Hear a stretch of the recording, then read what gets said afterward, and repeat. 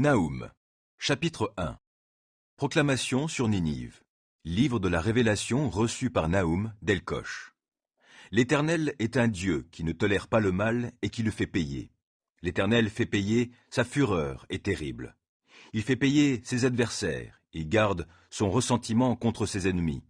D'un côté, l'Éternel est lent à la colère, sa puissance est immense, mais il ne laisse pas le coupable impuni.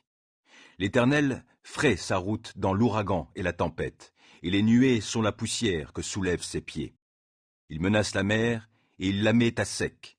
Il fait tarir les fleuves. Le Bassan et le Carmel dépérissent, la flore du Liban se fane. Les montagnes vacillent à son approche, les collines s'effondrent, la terre se soulève devant ses pas.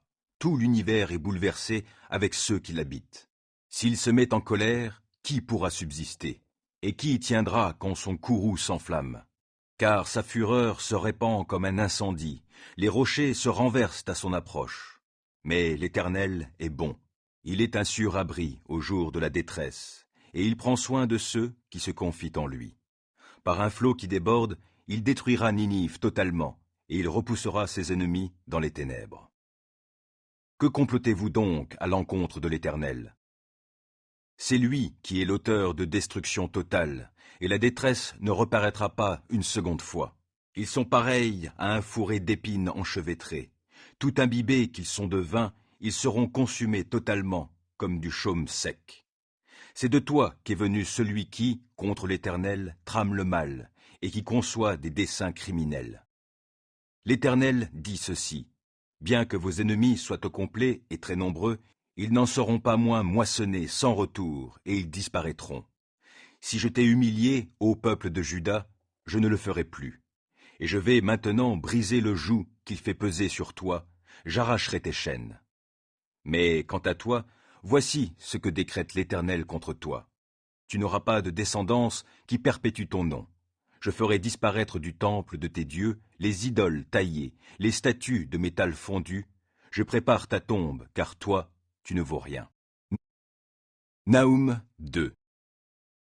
Voici sur les montagnes accourt un messager qui vient vous apporter une bonne nouvelle.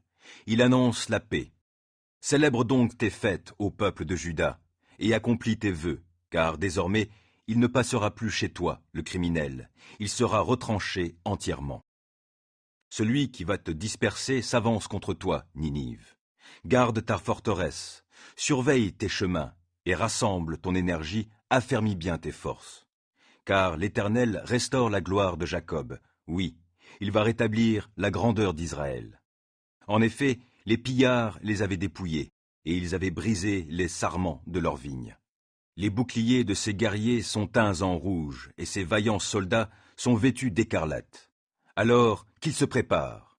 Les aciers des chars étincellent, et les lances de bois s'agitent. Les chars se précipitent en furie dans les rues, et ils se ruent sur les places, on dirait des torches de feu. Ils courent en tous sens comme l'éclair. Alors le roi de l'Assyrie bat le rappel de tous ses capitaines. Dans leur marche, ils trébuchent aux remparts, ils se précipitent, et les défenses sont mises en place. Les portes donnant sur le fleuve sont enfoncées, et le palais s'écroule. Dans l'eau, ces pierres se répandent, on emmène la princesse en exil.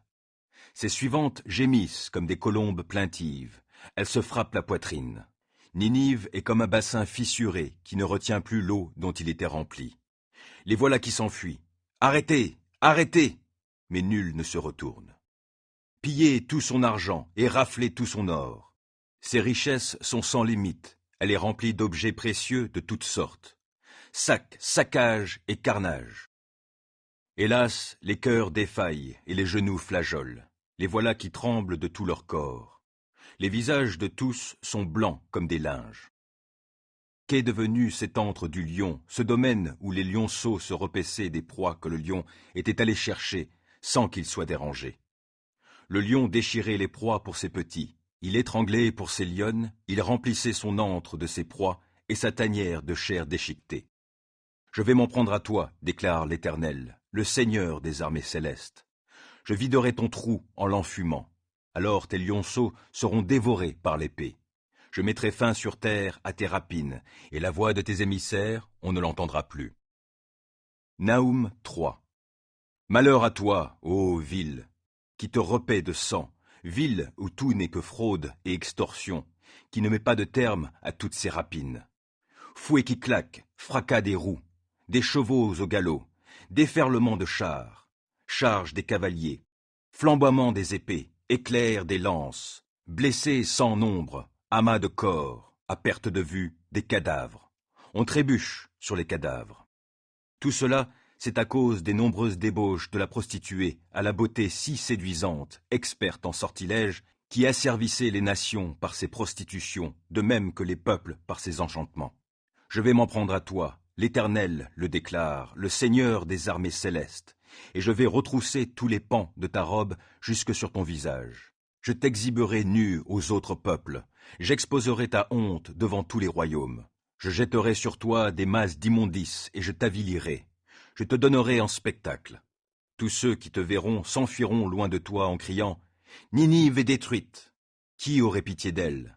Pour toi, où chercherais-je des gens pour te réconforter?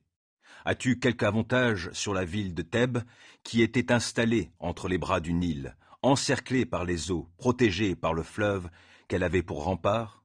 L'Éthiopie et l'Égypte constituaient sa force qui était sans limite. Les habitants de Pout et ceux de la Libye faisaient partie de ses alliés. Et pourtant, elle aussi est partie en exil. Oui, elle a été déportée et ses petits-enfants ont été écrasés à tous les coins de rue. On a tiré au sort ces nobles pour les réduire en esclavage, et tous ces grands ont été enchaînés. Toi aussi, à ton tour, tu seras enivré, tu devras te cacher. Toi aussi, tu devras chercher refuge contre tes ennemis. Toutes tes forteresses sont comme des figuiers chargés des premiers fruits. À la moindre secousse, ils tombent dans une bouche prête à les manger. Considère ton peuple. Il ne reste plus chez toi que des femmes, et les portes de ton pays sont, pour tes ennemis, toutes grandes ouvertes. Le feu a consumé leurs barres. Puise de l'eau en vue du siège, renforce ta défense. Va prendre de l'argile, pétris la glaise, mets en état ton four à briques. Là, le feu te consumera, l'épée vous exterminera, et elle vous dévorera comme des sauterelles. Que ta population pullule comme les sauterelles, qu'elle pullule comme les criquets.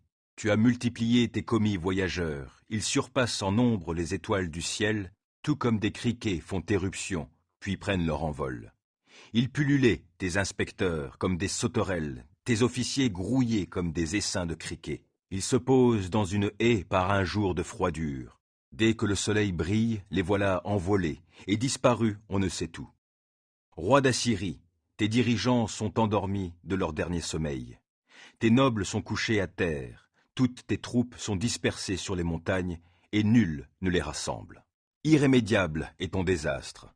Ta plaie est incurable. Tous ceux qui apprendront ce qui t'est arrivé applaudiront à ton sujet. Car qui n'a pas subi ton incessante cruauté?